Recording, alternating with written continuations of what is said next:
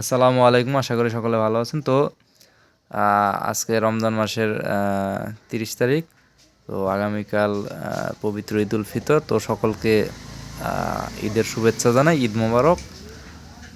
তো আশা করি সকলে ভালো আছেন। তো যে বিষয়ে আজকে কথা বলবো, মানে ভিডিও বানাতাম না, তবে ভাবলাম যে একটা ভিডিও বানাই।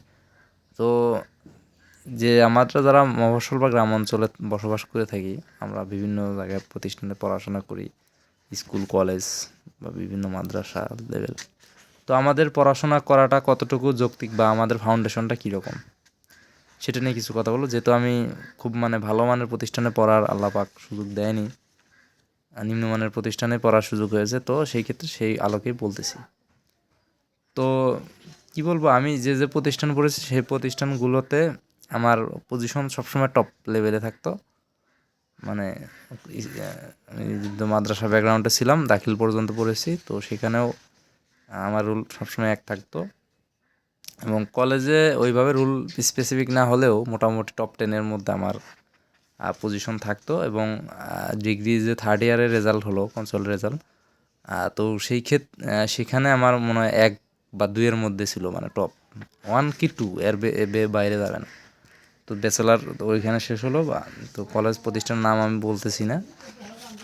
তো এখন আমি যেহেতু আমাদের এখানে প্রিলিমিনারি টু মাস্টার্স এবং মাস্টার্স ফাইনাল কোনোটাই নেই এই দিয়ে আশেপাশে, আমাদের শুধুমাত্র টাঙ্গাইলে একটি কলেজই রয়েছে, টপ কলেজ যেটা, সেটা আপনারা বুঝে নেন কোনটার কথা বলতেছি। তো সেইখানে আমি পরীক্ষা দিলাম, মোটামুটি লাস্ট পজিশনের দিকেই আমার সিজিপিএটা এসেছে, প্রিলির যে রেজাল্টটা। তো তখন আমি কম্পেয়ার করলাম যে আমি যে কলেজে, আমাদের কলেজে টপ স্টুডেন্ট, তো এটা ভালো জেলা পর্যায়ের কলেজে গেলে আমার পজিশন লাস্টের দিকে চলে যাচ্ছে। তো সেই ক্ষেত্রে বা যারা ইউনিভার্সিটিতে ভর্তি পরীক্ষা দেবেন তাদের অবস্থা আরও খারাপ হবে।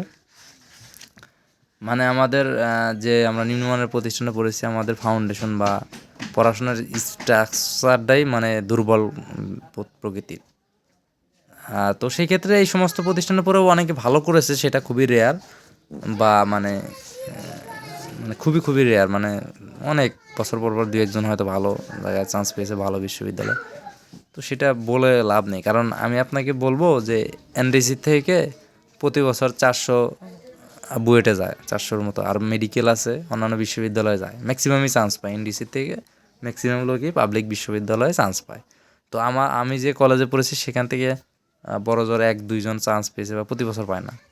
তো সেই ক্ষেত্রে আমি বলবো যে ভালো প্রতিষ্ঠানে যদি আপনারা পড়তে পারেন, তো সেই ক্ষেত্রে ভালো, গ্যারান্টি না হলেও মোটামুটি আপনার লাইফস্টাইল এবং পড়াশোনার একটা মানদণ্ড কিন্তু চলে আসে। এবং যেখানে আপনার চাপ নেই, সেখানে আপনি ভালো কিছু করতে পারবেন না। আর আমি যে জায়গায় পড়াশোনা করি সেখানে পড়াশোনা খুব একটা চাপ নেই, আপনি রিল্যাক্সেই ঘুরে বেড়াতে পারবেন। তো সেই ক্ষেত্রে এইটাই। তো আপনি ভালো কিছু যদি করতে চান, অবশ্যই আপনাকে জেলা শহর বা বিভাগীয় শহরের দিকে ভালো প্রতিষ্ঠানে যেতেই হবে, মাস্ট। আর যদি রেয়ার পজিশনে চলে যান, আপনি খারাপ প্রতিষ্ঠানের পরে ভালো কিছু করতে চেষ্টা করেন আর কি, সেই ক্ষেত্রে আপনাদের অনেক স্ট্রাগল করতে হবে, যেটা আমি এখন বুঝতেছি। তো যাই হোক, মোটামুটি আমাদের পর্যায়ে চলে গেছে। এখন যারা আসতেছে তাদেরকে আমরা যা ভুল করেছি, আমরা সেখানে তাদেরকে বলবো সেইখান থেকে বেরিয়ে এসে আমরা যে ভুল করেছি ভুল করা যাবে না, ভালো কিছু করতে হবে। তো যাই হোক, আমি আবারও বলবো যে খারাপ প্রতিষ্ঠানে পড়াশোনা না করা উচিত। তো আমরা যে ভুলটা করেছি সেই ভুলগুলো যাতে না হয়। তো আপনারা যারা গার্জেন আছে ভিডিওগুলো দেখতেছেন, তো অবশ্যই আপনাদের সন্তানের ভালো কোনো প্রতিষ্ঠান বা জেলা পর্যায়ে বা উপজেলা পর্যায়ে যে টপ পজিশন যে প্রতিষ্ঠানগুলো, সেগুলো পড়ানোর চেষ্টা করবেন। আর ইন্টারমিডিয়েটের পর বা এইচএসসির পর ইউনিভার্সিটি অ্যাডমিশন বা ইউনিভার্সিটিতে চান্স পাওয়া খুবই জরুরি। কারণ ভার্সিটি ডিগ্রি ছাড়া খুব চাকরির জন্য বা কেরিয়ারের জন্য খুব একটা ভালো কিছু করা যায় না, যেটা আমরা করতে পারতেছি না চাইলেও।